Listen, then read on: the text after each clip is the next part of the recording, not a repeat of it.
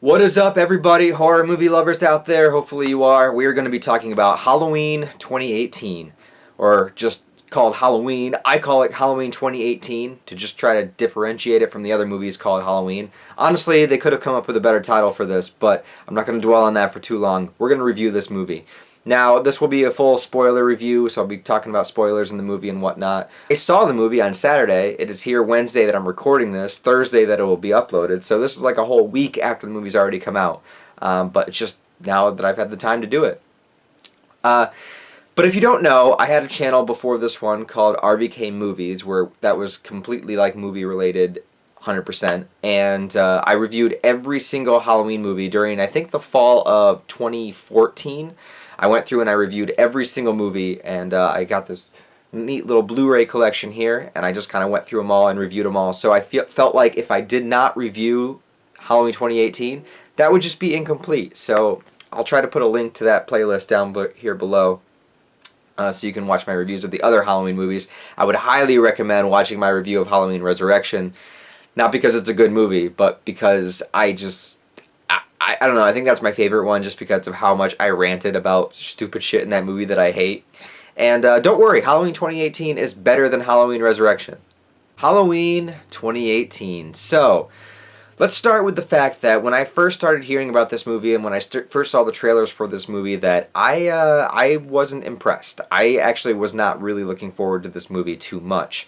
Reason being is that I actually am a fan of the series continuity, as much of it as there is in the original Halloween franchise. I love Halloween's 4, 5, and 6, starring Danielle Harris. I think she's just as much a staple of this franchise as Jamie Lee Curtis is, and I really wish they could have found a way to bring her back in some way. And I really like those movies, and I like the continuity, and I like Halloween H2O. Of course, I'll admit Halloween H2O objectively isn't a great movie, but I thought it was a good conclusion to the series, whereas at the end, you know, going with the concept that Michael Myers and Laurie Strode are brother and sister, at the end, she cuts his head off with an axe, movie's over. There doesn't need to be any more movies after that. That was the last movie. Then Resurrection comes along, and then I get super pissed. And then there's the 2 remakes by Rob Zombie, and I love Rob Zombie, but those remakes suck ass. And so it was just like, let's just bury this. But then they're going to do another one. And I heard Jamie Lee Curtis was coming back, and my first thought was like, oh man, they're going to retcon Halloween Resurrection. They're not going to kill her off. They're going to bring her back in a creative way. And then I found out that this movie is just ignoring all of the sequels, getting rid of all of them, and it's just a direct sequel to the first original movie. And if the Halloween timeline wasn't confusing enough, with Halloween 3 not being related at all, and the Rob Zombie remakes thrown in there, and in a way H2O kind of gets rid of 4, 5, and 6, this is just another confusing little timeline issue that we have in the movie. And it's funny that a movie with as simplistic a plot as a guy that puts on a white mask and kills you with a knife would have this convoluted of movie continuity.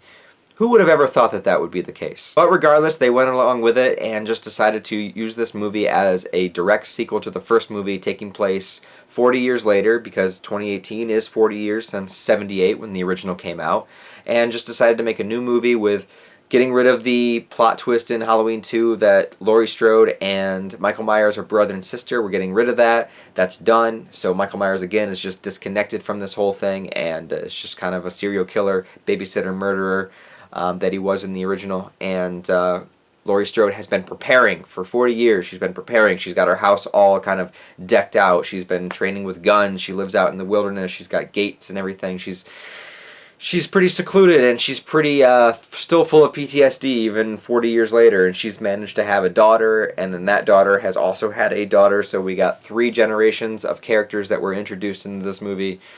But let me tell you this. I went into this movie expecting to not like it very much because of getting rid of the timeline, because of trying to believe that a 70-some-year-old Michael Myers is doing all the things that he's doing. But you know what?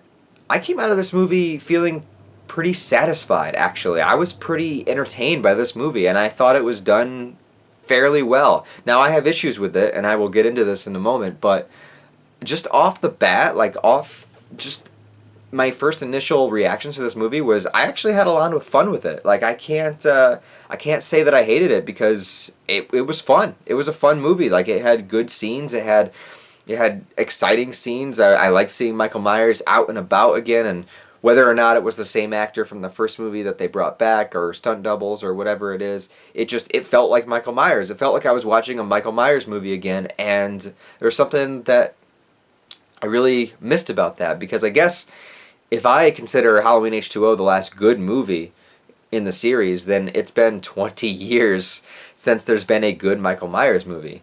And the premise is simple.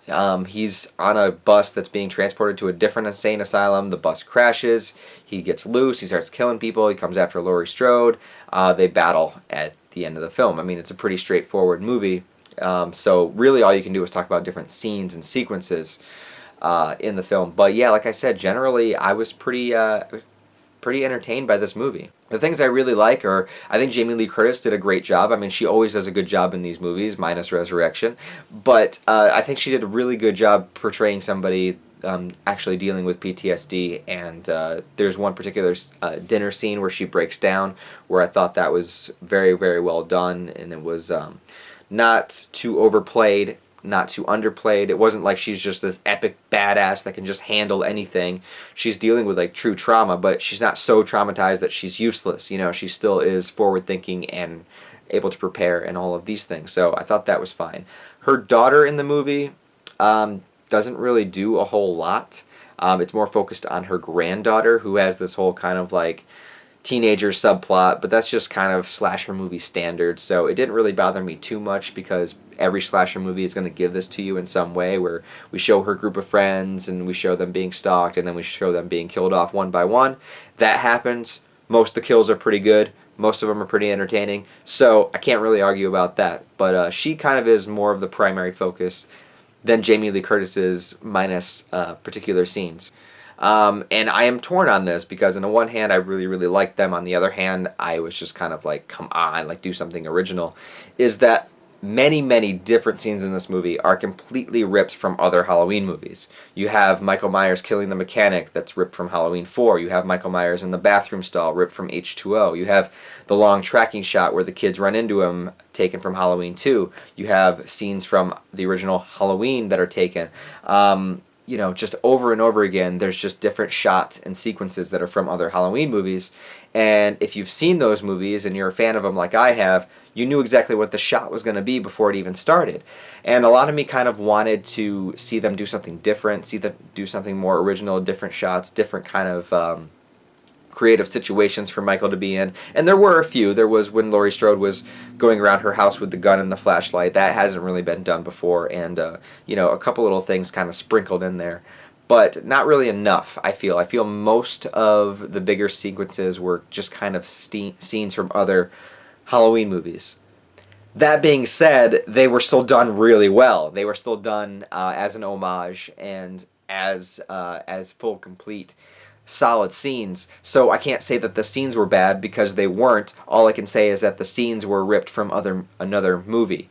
So it's kind of like a 50-50 thing, however you feel about that. And then let's get into the twist of the movie, the big twist, which you see coming a mile away. And this, I guess, is controversial between people, whether or not they like this twist in the movie. And like I said, this is going to include spoilers, so I'm just going to talk about it. And all my other Halloween reviews, I talked about it in depth in spoilers, so here you go. Michael's new therapist, doctor, in this movie is completely obsessed with Michael Myers. Apparently he's been working on this case ever since Loomis died, and he's basically so obsessed with Michael Myers that when they're leaving for the bus, he obviously had something to do with the bus crashing. What I thought was really funny is he was like the only person still on the bus, and this little kid goes on the bus to see what's going on and accidentally shoots him. I thought it would have been really funny just to kill him there, just to have him like randomly get killed by some kid that isn't even supposed to be there. I thought that would have been great. That didn't happen, but Michael does kill the kid, which is, you know, ballsy. kudos to you for being able to kill a kid in a movie. But the doctor is the one setting this whole thing in motion, and he wants to see Michael out and about. He wants to see him loose. He's just he's trying to understand Michael. Like, imagine just this guy that's just been silent for 40 years, hasn't done anything, hasn't spoken a word, whatever, you know, that just like lives for a Halloween night where he can be out killing. For what reason? I don't know. And so the doctor sets him loose, and when the doctor is in a car with a police officer, they run Michael over. They go out to see if he's alive. They think he might be dead, so the doctor stabs the police officer, puts on the mask, and I thought at this point in the film that the doctor was going to take over the role of the killer. Like, what if in this continuity Michael Myers is just a regular human dude and he gets killed by a car, and then this doctor takes over? It would have been it would have been very, very, very controversial. But I kind of would have liked to see it. However, at that point, the doctor was like limping around with like a bullet arm and everything. He wouldn't have really been that intimidating, and Laurie Strode probably just would have shot him in the face, and it would have been over. Instead, he gets stepped on when Michael comes back to consciousness, and Michael steps on his head, and it just explodes like a fucking pumpkin. For some reason. So I guess Michael does have super strength and he's not just an ordinary human. But anyways, I really like that little twist. I thought they could have done a little more with it, but I was on board. I was with it. I completely went with it, and I know it irritated some people, but I was fine with it, honestly. One, because I saw it coming a mile away, so I was just waiting for it to happen. And two, it was fine. It was a fine little plot point to throw in there.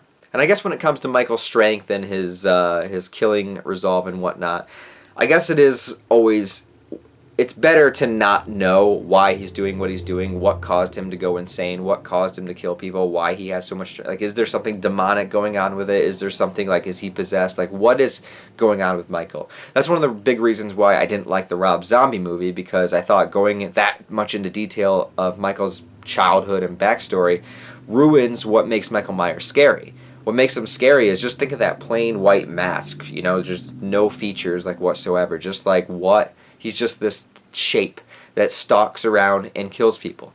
Like, that's what's scary about it, is that you don't know. You don't know, is there something demonic with him? Is there something otherworldly? Is he just a person? Why is he doing this? All of these questions are what makes him scary. And like I always said, I thought the Rob Zombie movie could have been a good movie on his own if it wasn't Michael Myers, but he just didn't understand what made Michael Myers cool. But I think the filmmakers of this movie did, and they did their best with that. And then the end of the movie, of course, is left ambiguous, where they trap Michael Myers into the basement, lock him up in there, set the house on fire. I don't know why she didn't just shoot him in the face while he was right there. I mean, he did get shot multiple times in this movie and kept going, so maybe that wouldn't have killed him at all. Who knows? But, of course, they just show the building burning and kind of left it ambiguous if they're going to do another movie or not. Really, you know me, like, I don't think things should go on forever. I don't think things should have a million sequels and different versions and stuff like that. Sometimes just let good things lie. Just, this was a good thing, just there, end it, like, bam. But no, there's always got to be remakes and sequels and new shows and new movies and stuff like that, and just drill it into the ground until it becomes stale like it did before, wait a few years, and then reboot it again. That's the Hollywood system. So that's probably what will happen with Halloween. We'll probably get a sequel or two. They'll start to suck. They'll stop making them. 10 years from now, they'll make another one. They'll make another remake or something. And that's the way it goes. However, Halloween 2018, I actually thought was pretty good. I enjoy it. Is it my favorite movie in the franchise? No, not at all. But it's definitely better than Resurrection. It's definitely better than the Rob Zombie remakes. And I would definitely highly recommend seeing it, because it's October and it's a great movie to see in the theaters. So go check out Halloween 2018. I don't really have a rating system at all, but I guess I would give it like an 8 out of 10. I'd probably throw it there. Go ahead, check it out, enjoy it, and yeah, thanks for watching this video, guys. Please give it a thumbs up. Share it with your Halloween-loving friends or horror movie friends so they can hate me for this review, because most people didn't like it, I guess. I don't know. Check it out. Thanks for watching.